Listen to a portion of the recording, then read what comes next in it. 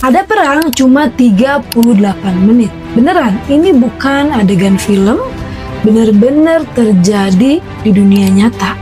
Bahkan nih, korbannya nyampe ratusan orang. Semuanya gara-gara perebutan tahta, pengaruh kolonial, dan kabarnya nih, Sultan yang diracun oleh keponakannya sendiri.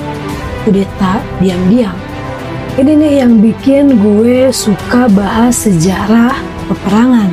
Selain di dalamnya ada senjata, ada pengkhianatan, ambisi, dan perebutan kekuasaan. Perang ini nih masih tercatat sebagai perang tersingkat di dalam sejarah. Perang yang terjadi di sebuah wilayah kecil bernama Zanzibar.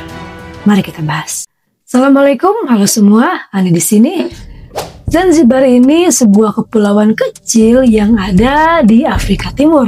Kalau sekarang sih udah jadi bagian dari negara Tanzania. Kesultanan Zanzibar berdiri tahun 1856 sampai 1964. Mereka ini punya sultan sendiri, hukum sendiri, dan punya pusat dagang yang gede banget. Barang dagangan mereka ini kayak gading gajah, rempah-rempah terutama cengkeh, dan perdagangan budak. Zanzibar nih dulu tuh merupakan pelabuhan emas buat negara-negara Eropa. Karena posisi Zanzibar ini yang strategis banget menghubungin Afrika ke India. Dan waktu itu Inggris ini kan lagi ngejajah India. Inggris mulai masuk, nggak langsung ngejajah. Masuknya ini pakai cara halus. Lewat perjanjian, tekanan ekonomi, dan diplomasi. Akhirnya Zanzibar ini jadi kayak semi koloni. Sultannya secara resmi ada, tapi yang ngatur siapa yang jadi sultan, perdagangan, militer, semua itu yang ngatur di tangan Inggris. Jadi sultannya ini ya kayak boneka, ya sama aja kayak dijajah. Sultan Hamad bin Tua ini yang pro Inggris ini memimpin Kesultanan Zanzibar dari tanggal 5 Maret 1893. Sultan Hamad ini nurut banget sama Inggris, ya dia pro Inggris. Apa kata Inggris A, dia ngikutin A, kata Inggris B, ikutin B. Tahun 1896 Sultan Hamad meninggal dunia, dan kabarnya nih diracun. Yang dicurigai ponakannya sendiri, yaitu Khalid bin Bargas. Belum ada sehari kematian Sultan Hamad, baru beberapa jam nih ponakannya Khalid ini langsung naik tahta. Dia nobatin dirinya ini sebagai sultan di Zanzibar tanpa minta izin ke Inggris. Karena Khalid ini anti Inggris, dia pengen Zanzibar ini lepas dari pengaruh kolonial.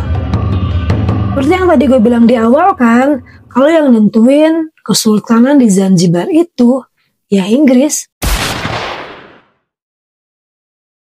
Mendengar berita naik tahtanya Khalid nih, Inggris gercep banget, langsung kirim ultimatum berupa surat. Yang isi suratnya kayak gini: Khalid turun tahta sebelum pukul 9 pagi tanggal 27 Agustus 1896 atau kami akan menyerang. Tapi nih Khalid ini gak mundur. Dia nyiapin 2.800 pasukan, kebanyakannya warga sipil. Lengkap dengan meriam nih buat jaga istana kalau Inggris ini beneran nyerang istana Zanzibar. Dan bener dong, tepat pukul 9 lewat 2 nih, cuma lewat 2 menit, Inggris langsung menyerang dengan 3 kapal yang nembakin istana Zanzibar. Dalam waktu 38 menit selesai perangnya. Singkat kan? Istana hancur, sekitar 500 orang dari pasukan Zanzibar ini tewas, ada juga yang luka-luka. Sedangkan dari Inggris ada 1 orang yang terluka. Lalu Khalid ini kemana? Khalid kabur ke konsulat Jerman. Setelah perang singkat yang terjadi selama 38 menit nih, Inggris langsung nunjuk Sultan Hamad untuk menjadi sultan baru di Zanzibar. Sultan Hamad ini pro banget Inggris, nurut banget sama Inggris. Dan pemerintahan Zanzibar saat itu makin jadi boneka kolonial. Pada tahun 1963, Zanzibar memperoleh kemerdekaannya dari Inggris. Tapi hanya beberapa bulan kemudian, revolusi menggulingkan kesultanan dan mendirikan Republik Zanzibar. Kemudian tahun 1964, Republik Zanzibar bersatu dengan Tanganyika untuk membentuk Tanzania. Yang menarik nih, istana yang jadi tempat perang singkat itu sampai sekarang itu masih berdiri dan udah jadi museum. Itulah tadi cerita singkat sesuai dengan judulnya ya, perang singkat cuma 38 menit. Tapi dibaliknya ada kudeta, pengkhianatan, pengaruh kolonisme yang ngeri. Menurut lo, kalau misalnya nih lo jadi Khalid yang anti Inggris, apa yang bakal lo lakuin? Lo bakal maju ngelawan Inggris? Atau lo bakal nurut buat tetap jadi sultan di Zanzibar? Coba komen. Terima kasih yang udah nonton videonya sampai selesai. Jangan lupa like, share, dan subscribe agar channel ini nih semakin berkembang.